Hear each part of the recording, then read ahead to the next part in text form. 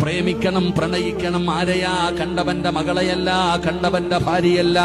സ്വന്തം ഭാര്യയെ പ്രണയിക്കടോ, സ്വന്തം ഭർത്താവിനെ പ്രണയിക്കൂ. പടച്ചവനെ അങ്ങനെ സ്നേഹിക്കാൻ പഠിപ്പിച്ചെന്നതാരാണ്? അങ്ങനെ സ്നേഹിച്ചാ ഒരിക്കലും മറക്കൂലടോ. മരിച്ചു മണ്ണിനോടലിഞ്ഞു പോയാലും മറക്കാൻ കഴിയില്ല.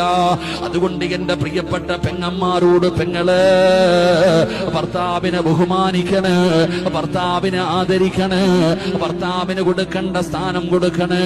അതുപോലെ തന്നെയാണ് ഭർത്താവിനോടും പറയാനുള്ളത്.